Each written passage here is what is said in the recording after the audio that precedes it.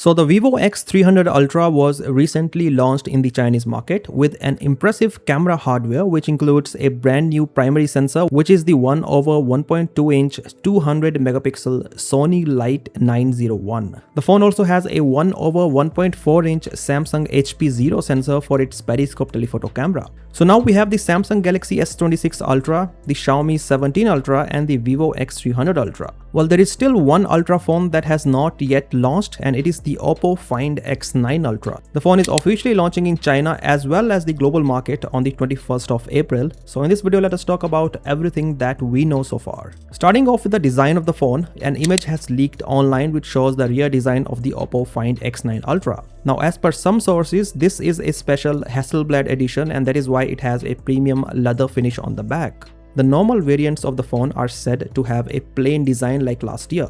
Anyways, we can see the massive circular camera module on the back which has 4 sensors. And this is one of the things that makes the Oppo's Ultra phones so unique. As compared to other Ultra phones in the market, the Oppo Find X9 Ultra has not one but 2 periscope telephoto cameras. And this is not the first time the brand is doing this. We saw this last year in the Find X8 Ultra and even the year before in the Find X7 Ultra.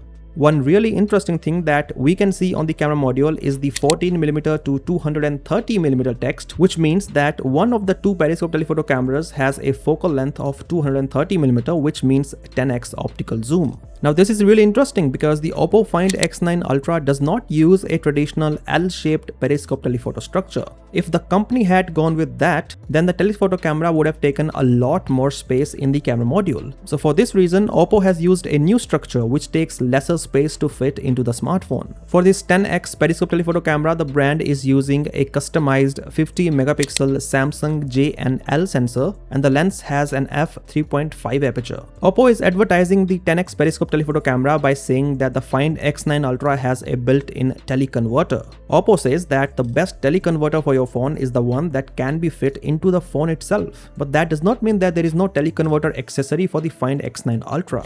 In fact, for professional creators, there is an external teleconverter set which should offer an even higher optical zoom. As for other cameras, while the company has not shared anything yet, as per leaks, the primary camera on the Find X9 Ultra has the same 200 megapixel Sony LYT-900 sensor which we saw on the Vivo X300 Ultra. This is a 1/1.12-inch sensor, and it is the first 200 megapixel sensor by Sony. The 3x periscope telephoto camera has a 200 megapixel sensor as well, but this one is said to be an OmniVision sensor. And finally, the phone has a 50 megapixel sensor for the ultra-wide camera.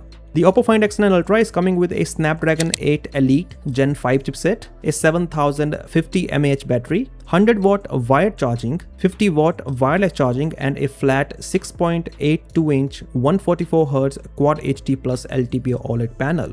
Well, if you compare the Vivo X300 Ultra with the Oppo Find X9 Ultra, then in terms of the telephoto cameras, the Find X9 Ultra is much better because of the 10x optical zoom camera. For comparison, the Vivo X300 Ultra has only one periscope telephoto camera, and that offers a 3.7x optical zoom. But it is also worth mentioning that the Vivo X300 Ultra has a way better ultra-wide camera, and its periscope telephoto camera has a massive 1/1.4-inch Samsung HP0 sensor. In terms of the primary camera, both phones have the same sensor. So the image processing is something that is going to be the differentiating factor between these two phones. Now, while we cannot really judge these two phones just based on the camera specifications, when it comes to zoom, then the Find X9 Ultra is the clear winner here because you cannot beat physics. Anyways, that is all about the Oppo Find X9 Ultra. What do you think of the camera specifications of this phone? Do let me know via the comment section below, and as always, I'll catch you in the next one.